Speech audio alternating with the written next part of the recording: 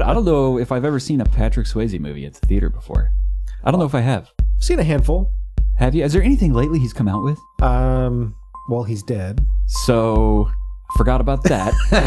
Lose the day like tooth decay, slowly rot your brain away. The dick power in this story is just off the charts. It is completely off the charts. Underneath the surface, less worthless information lays. Open up your mind. That was dark. That was, yeah, I apologize. Everyone, that got really so dark so fast. You should apologize to the snails. Snails.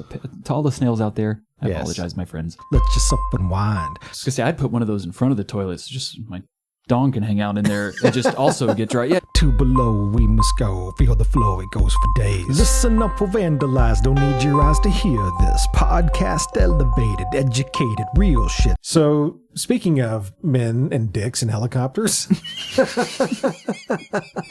like quicksand you'll sink and you'll blink and it's over. Two below, we will go, so keep your damn composure. Let's scan their face, boss. They want to wipe their ass? Scan their face first. Right. Yeah. Two below, we're on our way, delivering Synosia. $40, Amazon, get a bidet, bam, you're done. Hello, everybody. Welcome, everybody. How you doing, Matt? I'm surviving. It's another day. How about you, John? I'm doing okay. You know, I keep telling myself after every episode that I'm going to figure out a better way to open up the show without just saying, hey, how you doing, Matt? Hey. I mean, it's so hard to come up with a good opener. I know, right? It's just, I'm so interested in making sure all of our listeners know how you're doing. That's right. I know how you're doing. But they don't. And we should all know. But the weird thing is we'll never get to know how they're really doing. I know, unless they share with comments or tweets or something like that. So, nailed it. That's right. Let us know how you're doing. Tweet at Two Below. So we've got a lot of fun stories to talk about today. We absolutely do. Actually, a couple more stories than we normally talk about in a given episode. So hopefully our listeners will enjoy the extra time you get today with Two Below. I'm really ready for it. Well, I would like to kick us off today and talk about a story that took place in Ohio. Okay. In Middleton, Ohio. A man was arrested. So let me back up just a second here. The title of this is Naked Man Offers Candy in Middletown Neighborhood. So this actually could, I mean, to me it sounds, this might be all right. So with the title, it could really go a lot of different directions, right? Mm-hmm. The first thing you see when you open up the article is the mug shot of the individual in question. And you immediately think otherwise. You immediately know this is not going to be good. I don't know. I think he might be related to the mugshot of the girl in the last episode. With the $2 and the edible panties. The 70-year-old guy with the hooker. Yes. I think they could be related. They just look so frazzled. Frazzled. I'm going to have to put those mugshots side by side. So anyway, in Middletown, Ohio, a man was arrested on Tuesday evening offering candy to people while completely naked. Okay. Okay, go on. I'll wait. So the police got reports around 9:20ish in the evening, 700 block of 17th Avenue, of a man demonstrating odd behavior. They saw signs of intoxication, and when they got there, he was sweating profusely. According to the police report. That's a little weird. It is. It is summertime. And the actual police report added that he had feces all over his person. So maybe he wasn't sweating. Maybe that was feces juice or something. Totally. Why did you have to say that? I've never said those two words together in my life. I promise. Feces juice. Okay. Thanks for that image. You are welcome. So anyway, there's not a whole lot more to this article, but witnesses told police that they actually watched this guy. His name is Michael Morgan. He took off his clothes, took a shit on a chair, and then attempted to sell candy to people. I mean, that's an entrepreneur, right? That's a businessman. He's just starting a business. He's just got all wrong about it, but he's thinking right. Well, you know, he probably is trying to figure out how he can drum up interest, right? So, you know, people do crazy things when they're starting out a business just to get attention. Shock value, right? It's clickbait, like real live human clickbait covered in shit. In the form of delicious candy. With delicious candy, Yeah. yes. So they also said that neighbors accused this guy of masturbating in a home's backyard. So this event looks like it spanned multiple properties, and there was multiple reports involved. So there's feces, there's candy, there's semen. Right. This It's guy's got just all kinds of things that you didn't want to hear. He was arrested. They found him with dozens of bags of candy. They believe that they were stolen from a nearby convenience store. Okay. So he faces charges of public indecency, criminal mischief, and disorderly conduct. Do you think he stole them while he was naked? Or do you think, he had to be a little bit more legit to do that? No, I bet he still had his clothes on at that point. He probably needed something to stash all the candy in. It'd have been hard to walk out of the store like buck naked with 36 packages of Skittles. And... What you doing there, sir? Don't mind me, officer. I'm just. Would you actually try to? So let me put you in that position. Okay. You're the clerk at the store, and this guy comes in. He's covered in shit, obviously drunk, and he grabs a bunch of candy. He's not threatening you in any way, but he's just walking out the door. There's no way I would stop that guy. There's no way a clerk in a convenience store is paid enough money to get involved with that shenanigans. I would let him walk away. Me too. I'd probably film him. Yeah. Because I know I won't get the surveillance video from the convenience Right. store. So you just got to get that in action. Yeah. So fun story to start with. Kind of gross. Kind of gross. Feces but- juice is kind of but, gross. Just figure we'd hit hard at That's the right. beginning of the episode. So Yeah, go ahead and get That's that right. out of the way. So because oh man, we're going all over the place today. yeah, we're hitting the whole spectrum today. So where do you want to go next? I am thinking, let's talk about people who like to mow things in their yard and make shapes in hopes of satellites picking them up. So like crop circles. Exactly. Okay. Except more human-based, with just jerks and neighbors involved. Okay. So here's what's going on here. This story takes place in Washington State, in a town about 65 miles northwest of Seattle. Okay. Cindy and Blaine Zechinelli constructed a large garage apartment and painted the whole property purple. Okay, so they have neighbors. Okay. And at this point, once they've done this, they are now the eyesore of the community. Gotcha. People are dubbing their house Barney and the Purple People Eater. No hoa, I guess. Or there's no rules against the color of their house. Right. However, all the neighbors are pissed off. So one neighbor in particular, a Brian Jewell, carved out the words "a-hole" with an arrow pointing to his neighbor's purple home. And this is a very large carving. Look for it in the show notes if you want to see just how big this is. But I mean, it's so big that Google Earth picked it up. Yeah. And it's kind of picked up and gone viral now, this story has. And it's just a great example of ways people can express themselves in regards to their neighbors. I've had a few neighbors that I would absolutely carve out an a-hole in my yard for. I'm just impressed with the accuracy of the words and the lettering in there. Yeah, I saw the picture. I mean, From Google Earth did a good job picking it up. I mean, you can clearly see a hole, and there's just a beautiful just arrow. a nice pointing. arrow. The funny thing that some of the neighbors said about this purple Barney house is that this is one of their complaints they've had, is when the sun is coming up or shining just right, hits that purple house, and the light reflects into these people's homes, and now the inside of their homes is also purple because of this. It's one of their complaints, one of many. So do you think they ever approached these people and said, hey, paint your house? Do you have to go purple? I don't know. I mean, I would like to imagine there's always neighbors out there who are cool with confrontation like that, Right.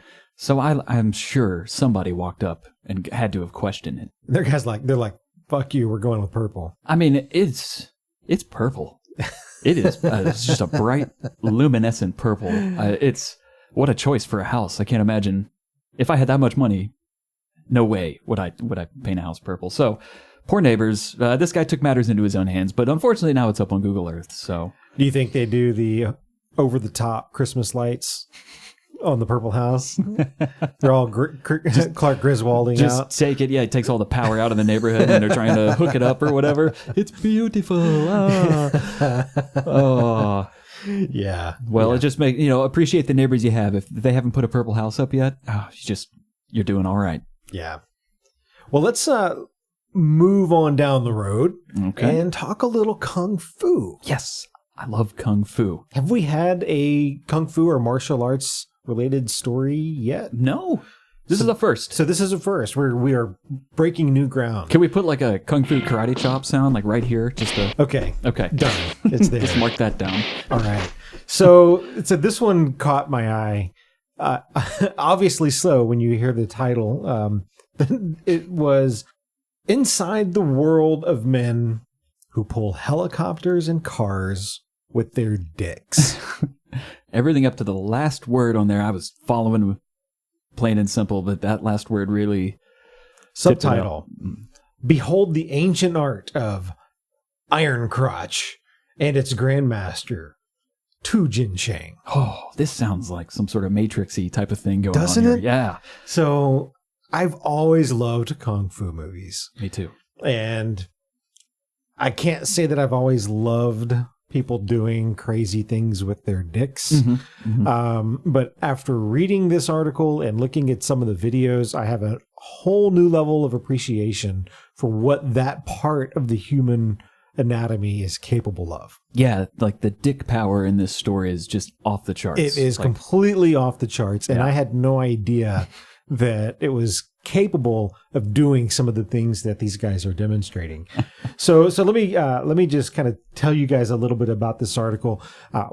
Go take a look. There are some amazing videos, but this is a really long article, so we're not going to really touch on everything here. But Chinese Kung Fu master Yi Wangwei is more than willing to put his balls on the line for what he believes in. Is the first line of the article. That's a strong statement, Cotton. It really is. Yeah. So it pulls you in right away. And so basically what they go on to talk about in this is there is a ancient art of Iron Crotch Kung Fu that has been practiced by some old school Shaolin monks and other sects, not SEX, sex, SECTX. Right. The non-sexual sex. That's right, sex. Yeah. So they've been practicing this art, and they say it's due to esoteric form of Qigong. It's a Chinese, I probably totally butchered that. Or nailed it. A Chinese system of breathing, exercise, and movement that's designed to improve the energy flow in one man's body. So Iron Crotch Kung Fu is somehow the that friendly term.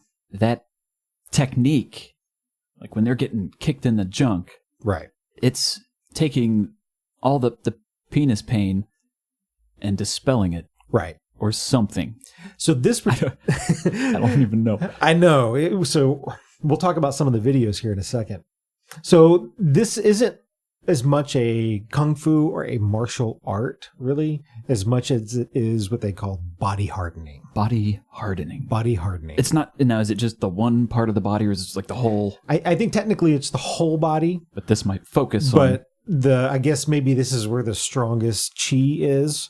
So I mean, supposedly harnessing their energy and using that to be able to absorb massive amounts of damage. And that's no joke. From these videos, yeah, I would have died 30 times over. So the very first video that you see when you are looking at the article is a guy who is actually, so he's got this yellow scarf kind of tied up to his schlong and his balls, are all caught up in one. They use the word swaddled. Swaddled, yes. That was a great phrase. Yeah, he swaddled his dick and nutsack in a yellow scarf and tethered them to a cable that he then pulled a 5-ton military helicopter with. I wonder, how do you even practice?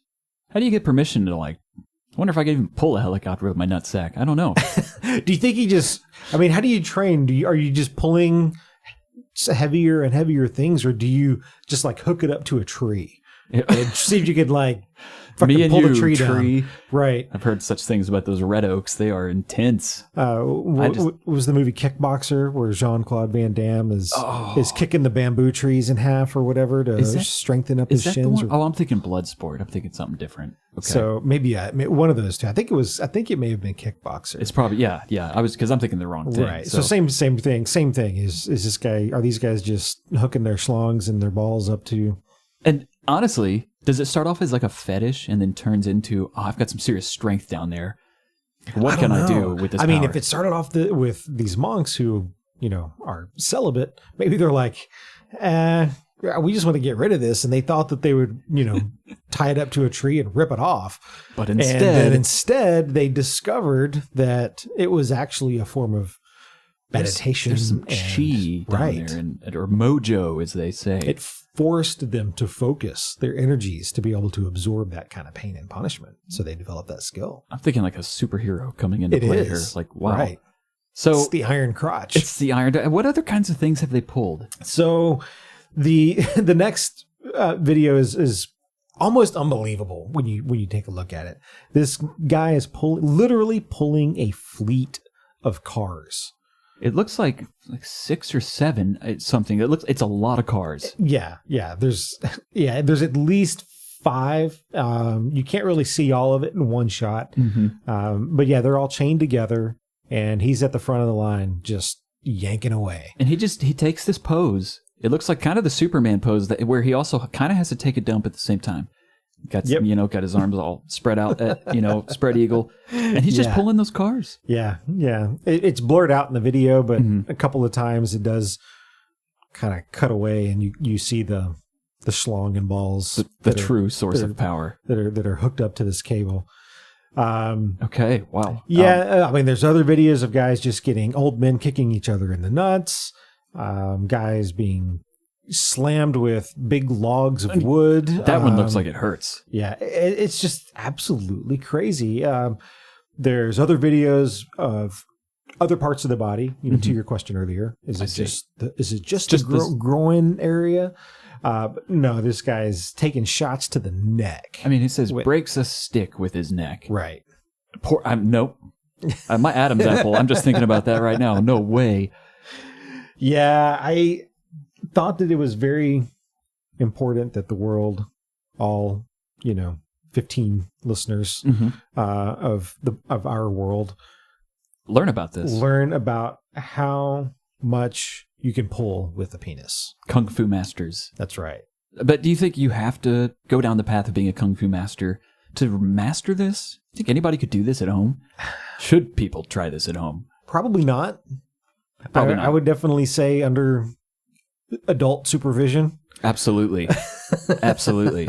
Professional supervision, and even then, don't do it. Anything tied around my junk is going to have a lot of supervision going on if it's, tied to 5 tons of something else on the other end. You might want to go train with these guys for a few years before trying to pull a helicopter with your schlong. Yeah, I would join them for a few days just to see what it's like. But heck no to everything else. You think you could make it through one day of training? No. Watching, yeah. Maybe. No. Like beginner training. Like they wouldn't make you do the things that they do. Oh, it's like a little toy helicopter. Well, and you just got to pull 5 grams. Maybe they start with fishing weights, and they just hook up fishing weights. It's like a little, just like a little tiny fishing weight. Yeah, with a little bobber on it. Like, well, we're near the cap already. I don't know if we can do any more here, boys. Then they're like, okay, now go stick that in the koi pond. Yeah, I wouldn't fit it in at all. There's no way. Yeah. There's no way. So, men who pull helicopters and cars with their dicks. You learn something new every day. Yes, we do. So, speaking of men and dicks and helicopters, what are we going to talk about next? The segue is incredible. Let's talk about a couple's dirty dancing lift gone wrong. Dirty Dancing. Dirty Dancing. You remember How many the times movie? have you seen that? Half a time. Half a time. All I know is that Patrick Swayze is in it. Okay. And I have seen the scene in question. I've seen the lift. Okay. That this couple has tried to imitate, but I think this was I think one of the first PG-13 movies that came out. Was it? And I was right around that age when it came out. So it was a very big movie back when I was Dirty in my early Dancing. teens. Yes. Wow. Dirty Dancing. It's like, actually saw it at the theater. That's kind of cool. I would have loved. I don't know if I've ever seen a Patrick Swayze movie at the theater before. I don't know if I have. Seen a handful. Have you? Is there anything lately he's come out with? Well, he's dead. So Forgot about that. Alrighty. Wow. Oh, this is definitely going in the intro. Oh, man. Okay. Yes, you stepped in it there. I honestly forgot that he was dead and probably didn't know. You know, it's a shame that he is. I feel he really died bad way now. He died way too soon. What? How old was he? Like 40 or 50? I think he was in his 50s. 50s, maybe? Yeah. I want to say it was some form of cancer, I think, or something like that. Cancer, man, it's going to get us all. It sucks. It Yeah. does suck. So let's talk about this. Yes, let's talk about this. This is a couple that tried to recreate the famous lift from Dirty Dancing. Okay. Dancing. They landed themselves in the emergency room. I'm sorry, I'm laughing. I'm looking at the picture. Yeah, please. On this article. Please check out the picture on this article because it actually looks like they're like posing, this couple, for a picture. But no, they legitimately knocked the living daylights out of each other. So Sharon and Andy Price wanted to attempt the lift at their wedding, the Dirty Dancing lift. Okay. So they decided to practice. When Sharon ran at Andy and he prepared to lift her, instead of lifting her, they collided and they fell over. Everybody thought that they were playing. Everybody was taking photos as they were laying on the ground. But in reality, this is so great. Andy knocked himself out clean. He was out. And Sharon was apparently so winded, she was left struggling to breathe. Everybody here thought that they were joking. And even this photo. I thought it was fake news. I did too. When I saw the premise of the article, and the initial look at this picture, but no, this really happened. And the reason why it's so surprising is you see this picture, and they're probably. I think she actually might be a little bigger than he is. It looks like it. And she's probably pushing, 210? Probably. You know, it maybe looks something around there. I mean, and not a muscly 215. Yeah, and I mean, and he's not a muscly looking guy. And they are literally like knocked out cold. Yeah, and from what the article said, like nothing from the lift even occurred. It was just a 100% collision. They just ran right into each other. All right, I got you, babe. Boom, knocked out cold. Oh man, why? So there's obviously photos. Mm-hmm. You think they were laughing when they took the photos? They had to have been cracking up. I mean, I would have been. You would have. Initially, you would have thought that there wasn't anything serious. Yeah, I think people thought it was a joke because of how ridiculous. Like they didn't even get any part of the lift. It was just a 100% collision. So it says they were in a beer garden in a pub. Mm-hmm. How much do you think they had to drink? A lot. It says they had some drinks. That's where all good decisions are made, as you know. Oh, of course. Yeah. I mean, and just take a look at the lift in Dirty Dancing. Right.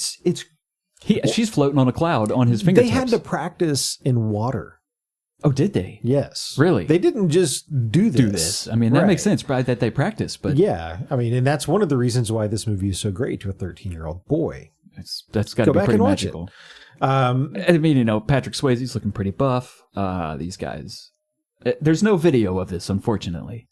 We don't get to see it. But there are multiple photographs. And they do look like they almost animate when you skip through them quick enough. Yeah, so they've got 4 photos on the site, on the actual article of, you can see them all standing like facing each other, all getting ready to 1, 2, 3, go. Yeah, it looks like they're both in like a football stance, right? Like a defensive stance. And then the next one, you can see they're running towards each other. Actually, she's running to him. He's like standing there, he's waiting. Yeah, come on, he's babe. Just in his mind, he's like, "Oh, I'm just gonna lift her up," and it's got like the Lion King it's just gonna be beautiful.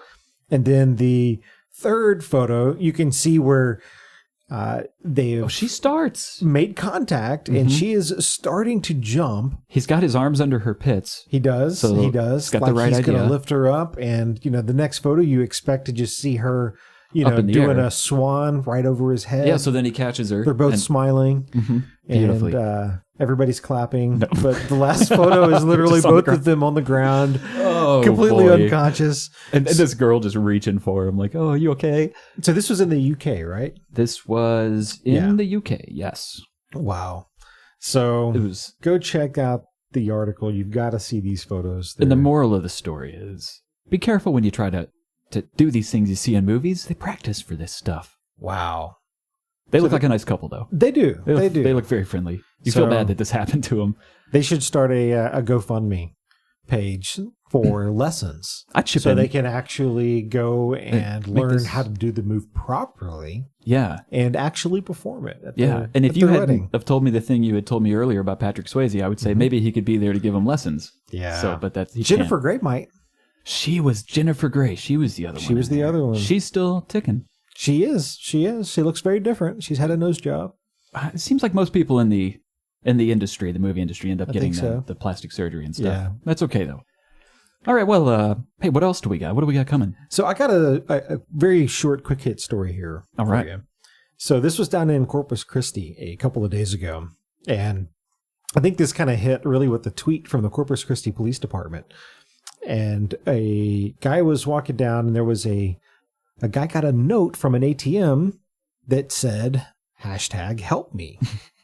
From It's the like, ATM. Yes. I mean, It's from like, this automated machine. what the hell is this all about? So apparently, people were trying to withdraw cash from this ATM down in Corpus Christi, and that's in Texas. For those who don't know, instead he was getting the people were getting notes from the receipt feeder pleading for help.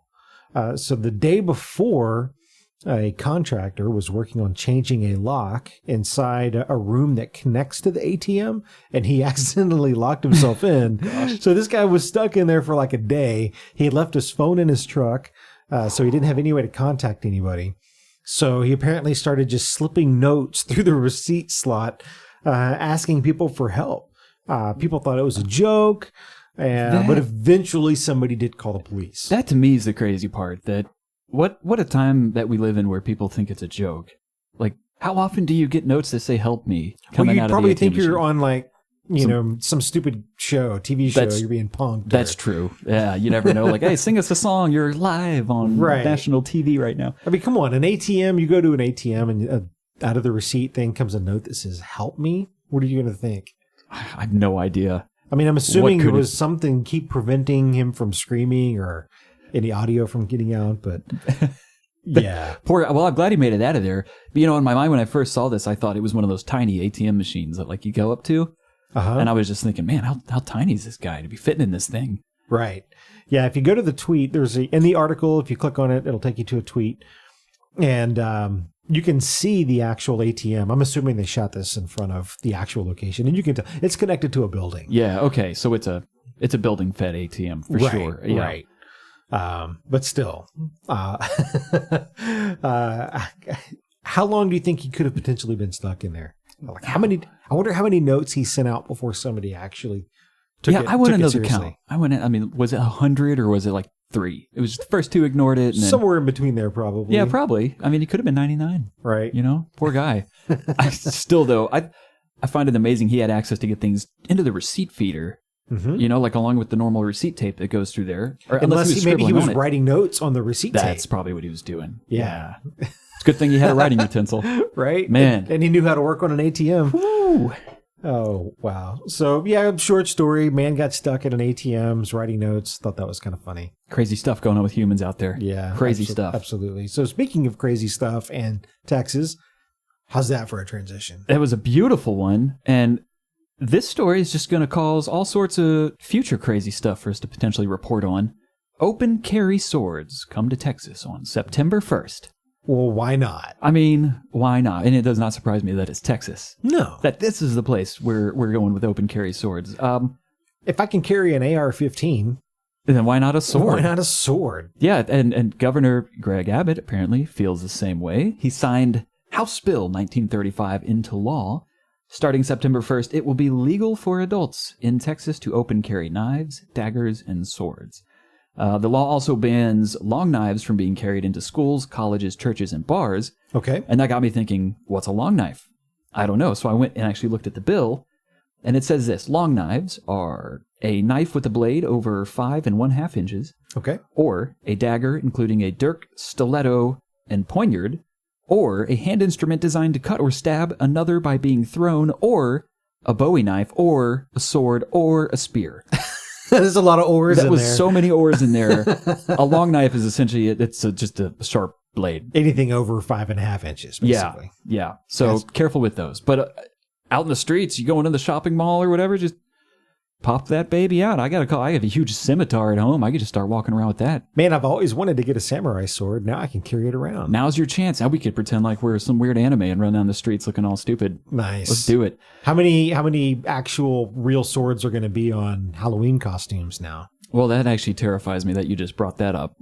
Man, I don't know if I want to be in Texas anymore. Lots and lots. The great thing is now you're going to see a lot of really great looking replicas and stuff coming out. That's true. That's what I imagine. That's true. Really great stuff. This doesn't really bother me that much. Not me either. I mean, it's kind of a silly law anyway, in my opinion. I mean, if somebody is going to do something malicious with a large knife, do you think they're going to let a law that says they can't carry it prevent them from doing so? Mm-mm. No. No, sir. No.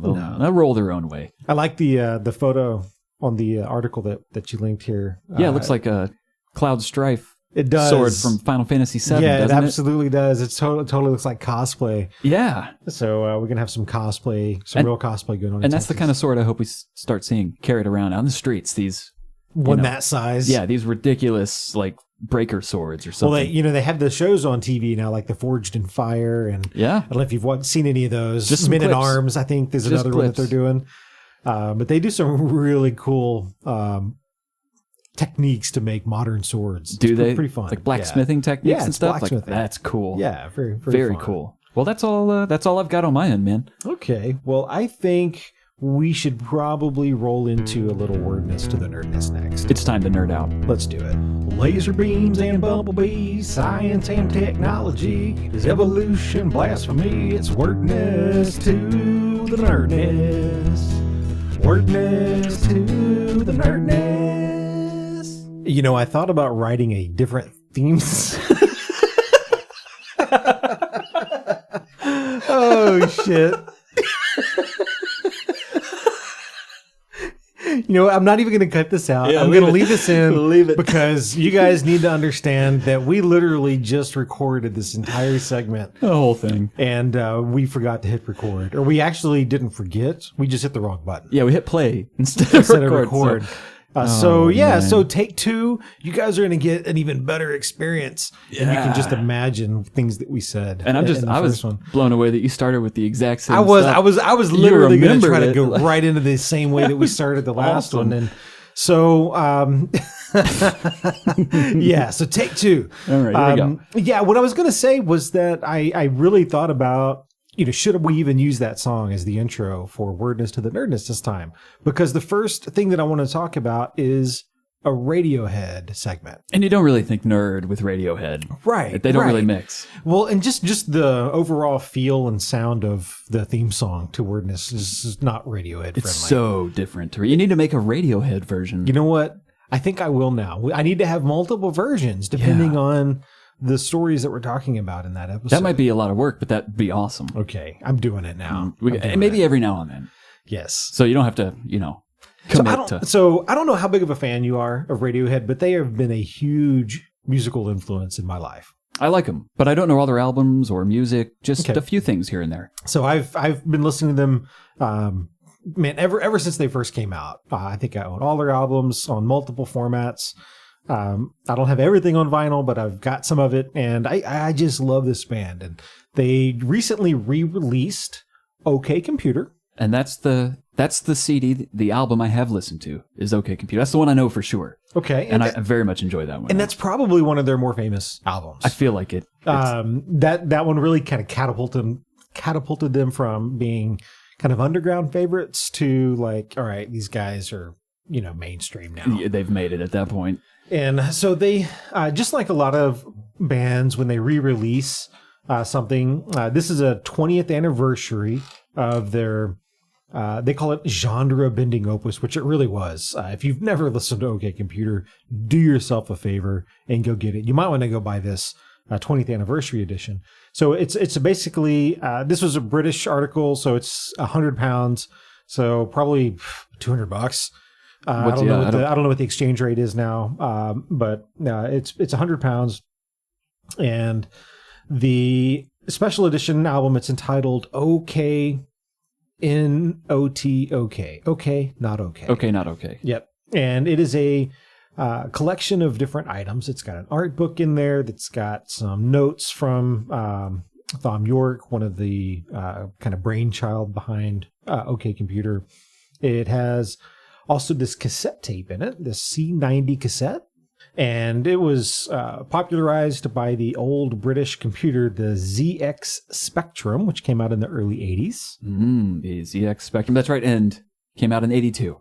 Okay. I almost forgot. That's when I was born. That's why I remember about that. There you ZX go. Spectrum. Easy to remember. Mm-hmm. So when this new collection came out, some Redditors actually were listening to this tape, which was the cassette tape has got some old rare demos from the band on it.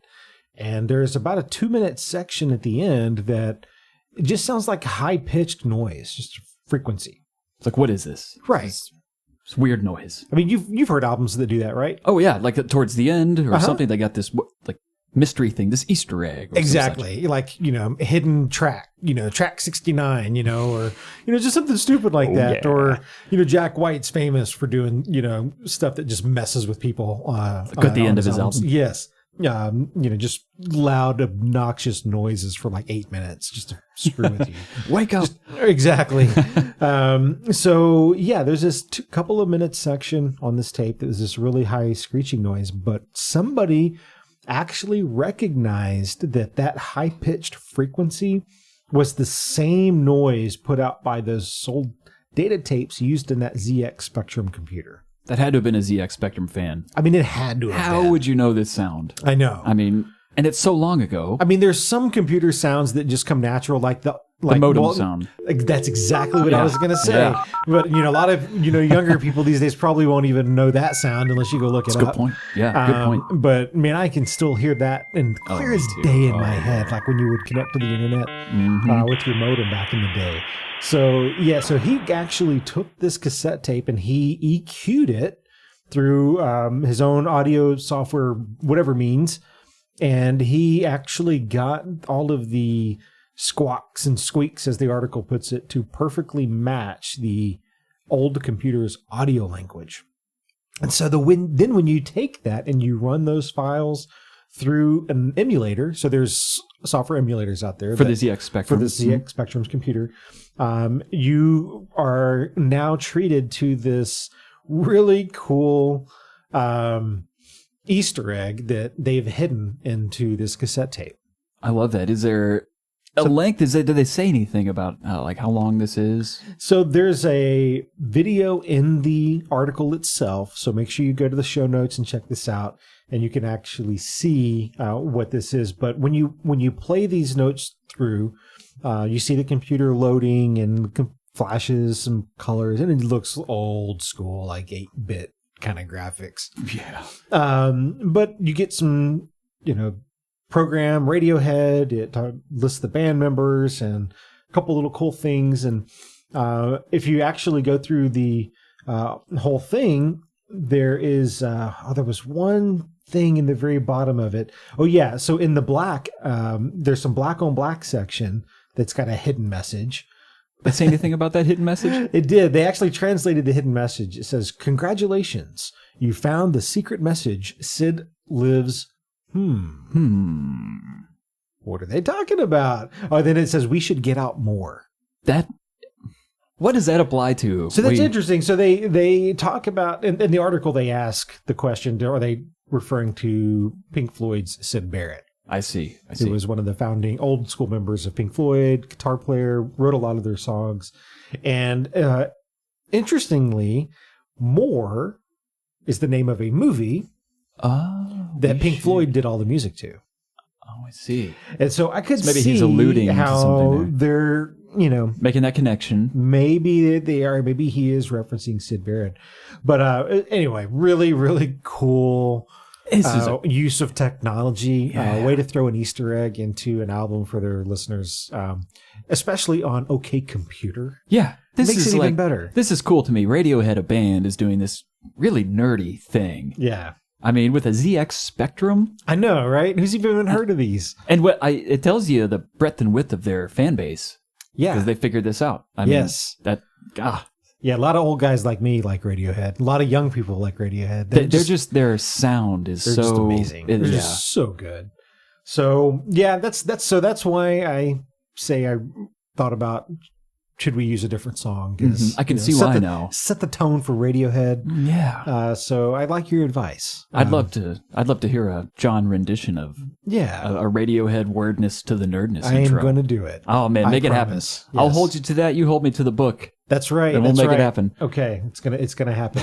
Okay. So what do you want to talk about next? Oh man, let's talk about an end user license agreement. You ever signed one of those before when you're signing up for a service? Sure. I like iTunes, and you get the 30-page pop-up. Yeah, that's right. I've never read one, but I click OK on them all. Who reads them? Everyone just clicks OK on there. And this is exactly what's going on here. 22,000 people signed up for free Wi-Fi out in the UK, and they are now legally bound to clean toilets, essentially serving 1,000 hours of community service because they didn't read the terms and conditions when accessing the Wi-Fi. These poor people. Now, here's the thing. This Wi-Fi was set up by a company called Purple out in the UK. Okay. They handle hotspots out there for companies like Outback Steakhouse and Legoland, other things like that. They added this clause, they said, to make a point about the lack of consumer awareness out there. And they make a really good point. I was about to say there is a definite lack of consumer awareness. Yeah, because just reading this, I know I'd be in that group of 22,000. Nobody reads these things. Nobody They're does. Ridiculous. And that's what sucks about them. Right. I mean, what are you going to do? You're stuck in a no-win situation. Are you going to spend an hour and a half reading a 30-page, end user license agreement when you're going to be at the Starbucks for 15 minutes? Right. What's the point? Yeah. And what sucks is they can put anything they want in there, and you're legally bound to it. That's crazy. So Purple could force these people if they wanted to. It says here, clean toilets at festivals, manually relieve sewer blockages, give hugs to stray dogs and cats, which that didn't sound so bad. I hope they enforce that one. Yeah, me too, because that one's nice. And even this next one, painting snail shells to brighten up their existence. I thought snails were pretty bright and cheery. Paint them glow in the dark. Yeah. I bet they paint them with like some sort of salt-based paint, so it really just messes with the snails. You stay in your home. You're going nowhere. Your existence sucks. Wow. That was dark. That was, I apologize, everyone. That got really so dark so fast. You should apologize to the snails. Snails. To all the snails out there, I apologize, my friends. Yeah. No more salt for you. Sugar from here on out. That's right. So that was that. Look, if you're signing up for a service and it's more than one paragraph, don't worry about reading it because no one else does out there. So what do you think the lesson here is? Is the lesson to us, the end users, to say, hey, you really should read this stuff if you're going to click OK? Or are they just trying to point out a ridiculous statement just in general that these license agreements are silly? They didn't say, but in my mind, I feel like it's both. Yeah, I guess so. I feel like, one, it's pointing out, hey, people, read what the heck you're about to sign up for. But on the flip side, it's like, how ridiculous is this? Yeah. That we can make you read 30 pages before you sign up for a silly little service. That's right. Wow. Yeah. I feel like all of these agreements should be limited to like 3 sentences. Yes. And so many syllables. So they can't just have like one sentence that goes 8 pages. Yes. But it should be very cut and dry. Hey, you're on a public network. Your shit could be hacked. We are not responsible. Do you still want to go? Yes. I feel like there is some way to condense this legalese down into a layman's. Just, hey, we're not responsible for anything that happens to you while you're on our Wi-Fi network. Because that's just. You still want to connect? Yes. Go for it. I do. I want the Wi-Fi. Yes. I'll connect. If I'm that concerned, I'll bring myself some little like firewall to hook up to it. Exactly. Or something like that. And we've all got those on our computers. These firewalls and things like that. It's like. Exactly. So just be careful. Yeah. Companies may start slipping things like this into these license agreements. At the end of the day, I say just skim it. Just skim it. If anything pops out, maybe give it a look. But otherwise, at least you could say you skimmed it. I like that. And you know what? That's exactly what Chinese citizens are doing these days when they're trying to wipe their ass. Are they skimming? They're having to skim it because they don't have enough toilet paper. Go on. Tell me more. All right. So in this Chinese city in the Fujian province. I know that province. You do? No, but you said it so perfect. It just sounded natural. Yeah, I was like, this is a master over here. There. Yeah, Your mind was went there. Right there. So in that province, in a public restroom, they've apparently had a problem with people either using too much toilet paper or going and stealing it. Don't know. But anyway, there's a toilet paper problem. Maybe cornholios in the... They got the cornholios out there. Yeah, exactly. Too many cornholios. So they need TP. Their solution to this problem was to implement facial recognition software. Which is the last solution on the list of solutions I would have ever thought of. Right. Hey, you know what? We're going through too much TP. How do you want to address this? Let's write some facial recognition software. Let's scan their face, boss. They want to wipe their ass, scan their face first. Right. Yeah. So this software, when it scans the face, it remembers who they are. So it's keeping track of you. Don't know how long, but the Chinese government knows just how much these people are shitting now. Do you think it tracks like the smell and like it could? They could be having all sorts of stats. We talked about the lemonade being photons being sent over the internet in a previous article. So who knows, man? They very well might be. It could be a thing. The smell, but yeah. So 27.5 inches is how much they'll give you. Okay. At one time. 27.5 inches, a little couple feet, something like that. So yeah, basically 2 feet and 3.5 inches. Yeah. So, how much toilet paper do you use when you wipe your ass? Probably around that much per wipe. Okay. I don't actually know. Okay. But if it was per wipe, that'd be a lot. It would. That'd be extreme. I just use one square. Yeah. That's it. You just one of those one-ply squares where it's just like it's paper thin. Just one square, and I wipe once. Just hope for then the I best. Fold it in half, and then I wipe again, and then I fold it in half. I do that 7 times. The max, the limit. The max. You can only fold it 7 times. And the very last time, I just stick it in my ass. And what? Yeah. That way you do one there. square, and that way if you have any leakage or it stops anything it up. afterwards, everything comes out. No, I'm just kidding, of course. But no, but seriously though, if you get that 8th fold, that turns into a shit bomb. It turns into a black hole. Yeah. If you could actually make it fold, a black hole. That's opens actually up the right there in premise your hand. for Event Horizon, the movie. That's how it happens. That's somebody how folded black toilet paper put 8 it in times. Yeah, that's the key. That's the key. Oh my gosh. So yeah, this was their solution, and so it'll give you more toilet paper, but you have to wait 9 minutes. That's extreme. I could have used the restroom 4 times during that time. 4 times in 9 minutes. Absolutely. Yeah. Depends on how much coffee I've had. Yeah. If I've been walking around a little bit, things have been moving. Loosening things up, getting things running. Sometimes it's only like 10 seconds. I'm like, okay, I'm done. Yeah. It's like one of those, Japanese speed trains. I know. And I love the ones you don't even need toilet paper. Oh, yeah. Well, did I You mean the rare blue moon of a shit? That's right. The clean shit. The clean shit. It's where you go for a wipe and you're like, something's not right here. I know. Did I really just use the restroom? But you see something. Yeah. You actually see a big log down there. Gold bars, things like that. Yeah. Yeah. Little gravel. Little gravel. I question what you've been eating, John. Yeah. So I thought this was kind of a fun story, an interesting use of technology to control how much toilet paper is being dispensed. It is. Did they say how much they've saved? Like, what is this beneficial? So they think that they've cut the amount of toilet paper used in half. That's pretty amazing. But have they really been saving it? Or have they just got a bunch of people walking around that, with smelly butts? With brown streaks in their pants because they don't have enough toilet paper. Yeah, their forests are still dirty. They need to... Right. It's nasty. Yeah, so now, I don't know. I think just let people use what they want to use. It's just toilet paper. It's just toilet paper. It's just toilet paper. Put in a bidet. If you're that concerned about it, $40, Amazon, get a bidet, bam, you're done. Butts getting squirted with water. That's right. Just put a little towel there and a bidet, and you're good. I don't even need to towel. No, you could even put one of those hand blower things. Yeah, those air blowers. Just kind of mount it upside down. Yeah, and right next to the toilet. So just run the bidet, hover your ass over the air dryer. Have you seen those Dyson ones where you put your hands in? No, I don't think I've seen those. Because I'd put one of those in front of the toilet. So just my dong can hang out in there and just also get dry. Yeah, you put your hands in there and the air blows the water like up off your hands real fast. Oh, interesting. It's like a super fast. I forget, it's like 150 miles per hour or something. It's okay. It's Dyson, so it's always got these crazy. Nice. We worked 38 years and worked with aviation and NASA and things like that. So our fans work in space. Yeah. So fun story. All right. So hey, what do we got next? Well, I had one other quick hit story. Okay. Do you remember talking about the guy with the prosthetic eye? I do.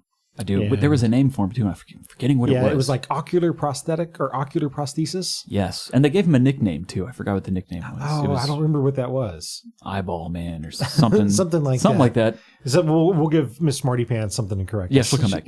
Correct us on the same thing twice. Yeah, absolutely. So when we were talking about that, I don't know if you remember, you actually made the statement, at what point will we decide we just want to be better? I do. And, I remember that. You know, at some point we can replace our arms or our legs or, you know, pieces of our chest and our head. So at what point do we just decide, hey, we're going to, you know, get rid of our arm in favor of some kind of cool biotechnology? And so this article talks about a group called the Biomechatronics Group. I love that name. Isn't that a great name? It is. It's so cool. And so this is headed up by Professor Hugh Herr at MIT, the Massachusetts Institute of Technology. Famous place. Yes, Very absolutely. Some of the smartest people on the planet, and they offer a lot of free classes online. People, They do. If you're really interested, They do. You can actually go study things from MIT for free online. So he says their group's aim is to establish the scientific and technological conditions that will eventually eliminate disability, whether it's through paralysis or amputation. That is quite the statement. That's a lot, isn't it? I mean, it's an incredible goal. And if there's anybody that can do it, it's these guys up at MIT will figure it out. Oh, yeah. So they're doing, you know, they're talking literally about transitioning. So this is a quote: transitioning from a relationship where we use technology that is separate from our nervous system to a new epoch of integration of human physiology. So literally fusing technology with our central nervous system. The functionality of our body. Right. I can't imagine that. I mean, actually having this thing that's not part of you feel like it's part of you. Right. What would that be like? God. Kind of crazy, We're isn't it? getting there, aren't we? Yeah, we really are. We're not very far away, man, before you start to see. I mean, you're already starting to see people that have been part of like trials and things like that, get some of this crazy technology. You know, could you imagine being wired up with a new pair of robotic legs or arms that's literally hooked into your central nervous system so that you can send and receive signals just like you would with your normal body parts? I can't even think about it right. I'm trying to think about it right now, and it's weird. Nothing connects up in my mind. It's RoboCop. It is RoboCop. It is truly RoboCop. Which is kind of freaky. You got to watch out. We're getting there. Yeah, so there's a level of depth to this conversation that we obviously, you know, won't get into in this article, but it talks about there are others outside of MIT that are working on similar initiatives. Things like the retail store Lowe's, you know, a home improvement store.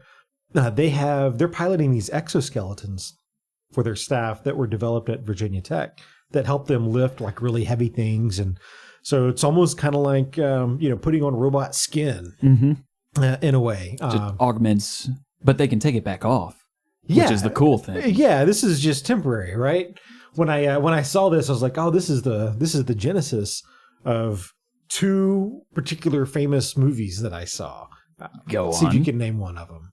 I maybe can. All right. What do you think? Exoskeleton, mecha robots. Alien. Yeah, Aliens. Yes. Aliens. Aliens, the second one. Yes, the second one. Yes. That's right. She gets in that big yellow, like... Ripley. Ripley. Yes. She gets in that yellow exoskeleton, metal exoskeleton. And if you go back and watch it now, which I did like 3 months ago, you can see some strings, and they look like they're made out of styrofoam and stuff. Like you can see where they're trying to make it feel weighty. Anyways, but hey, it's it was an artist's vision and representation, which is I can't believe they had the vision to think about what could be art the imitates future. life. It does. Imitates art. It's so applicable. It really it's just reality. But the other movie that I thought about was Avatar. I don't know if you remember the great big like robot exoskeleton things that some of the Marines would get in out there on the planet. I don't remember those. I need to go go check it out. They're pretty cool looking. So yeah, I think this is going to be really, really good, and it's going to help a lot of people that have lost a limb or they've been in a car wreck and they didn't lose a limb, right? But they don't have any ability to use it anymore. Right. So this is a way. This is, technology is going to get to the point where we're going to, if you can afford it, people are going to be able to replace parts of their body with truly integrated technology. Right. It feels like it'll just be a comfort of life for some people if they want it. It can help people who are disabled, amputees, but it will eventually become this thing where everybody can make this decision. So if you could replace any body part, what would it be? My big toe. Your big toe. Yeah. Really? Mm-hmm. Why so? With opposable thumbs. Ah, I see where Yes. you're going. So you can hang upside down by your feet. Mm-hmm. Okay. I see didn't where actually you're even going. think about hanging upside down by my feet. I can already do that. I know. I wish I could. I don't actually know what I would replace. I don't know. I for sure would probably want legs. Okay. Because I don't like work out every day, and I can just see my legs naturally getting, not as, I don't know, just not keeping up with life, with the way that I live life. So that could be an option. Yeah. Get some legs. But then I wonder, what's the limit to how fast you can move? Can you run at the same speed? Can you tell your body to try and run faster? Your legs would be running so fast that you didn't have this upper body strength to keep up. All of a sudden you're out of balance, like your arms can't, they're just flailing. And it's kind of like a skateboard that's going too fast. It starts wobbling. It gets the drunken legs, yeah. So, I don't know. I think... what would you replace? What? If I could be guaranteed I'd have the same level of dexterity in my in like the small endpoints of my limbs, like my fingertips and my toes, I would replace all of my limbs. All of your limbs. All of my limbs. And That's I would keep my brain, I'd keep my head and my chest. My fingers would be the thing I worry about the most. Right. That's why I would say I really want to make sure that I have the same level of sensation and touch. Because humans can feel microscopic little things with our fingers. Even if we don't know what it is, we can feel it. And as a musician, my fingers are like just a huge part of, who I am and what I like to do. And without those, it would be very difficult trying to relearn how to play piano and guitar with my feet. Yeah. I mean, unless you got those opposable thumbs on your feet. That's true. That would help. Now we're talking. Yeah. So fun stuff. I figured I'd bring up this article, an opportunity to reference something else we've talked about and something that we'll probably continue to talk about. And who knows, if we keep this podcast around long enough, maybe we might actually be verbally documenting the transition all the way through to the point where we have true life. We could be the first to be doing this. It's like the people who take a photograph every day for a year and you go, man, I should have thought of that a year ago. That's true. Here we are now, my friend.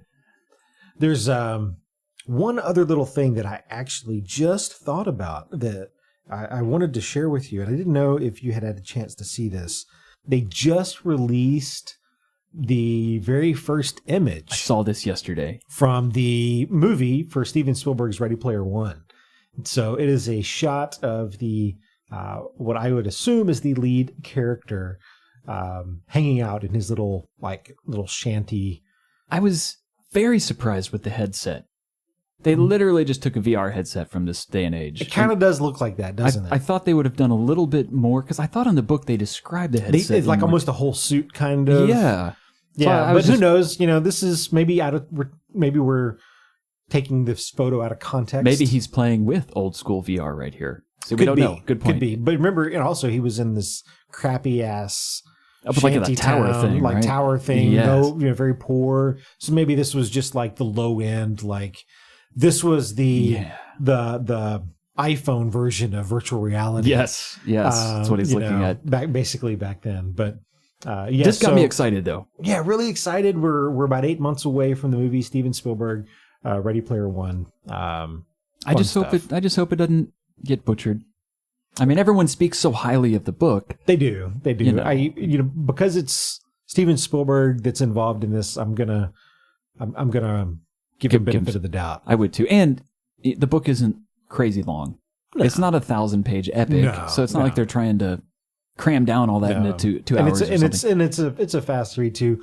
We're going to talk again about this once you get through it, because there is just an absolute epic ending.